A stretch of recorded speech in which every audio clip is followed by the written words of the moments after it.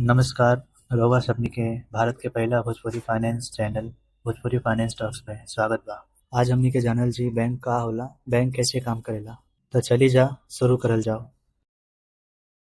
Bank एगो ऐसन financial संस्था ह जवन की फाइनेंशियल सर्विसेज प्रोवाइड करेला आम आदमी के, कंपनी के आ सरकार के। भारत में जतना भी बैंक बा उ सब bank reserve bank of India के निर्देशानुसार काम करेला। रिजर्व बैंक ऑफ इंडिया मुख्य तौर पर जिम्मेदार होकेला देश में मॉनेटरी पॉलिसी बनावे खातिर, देश में करेंसी इशू करे खातिर आ देश में फाइनेंशियल स्टेबिलिटी मेंटेन रहे। ई मेन जिम्मेदारी है रिजर्व बैंक ऑफ इंडिया के।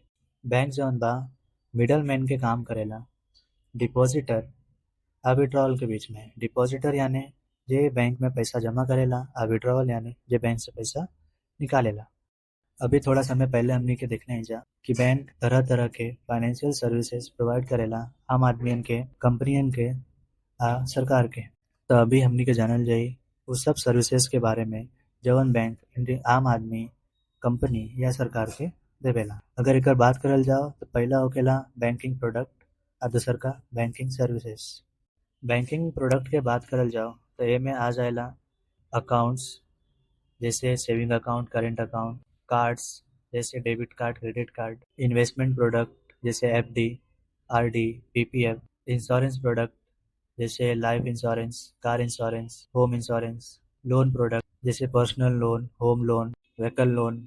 अगर बैंकिंग सर्विसेज की बात करल जाओ तो एमे आ जाएला डिपॉजिट या withdrawal, safe deposit, locker, payment and amount transfer, foreign exchange, investment and wealth management advisory. ये सब सर्विसेज चाहे वो बैंकिंग प्रोडक्ट होके चाहे बैंकिंग सर्विसेज होके, ये सबनी के हमनी के आगे डिटेल में डिस्कस करल जाई।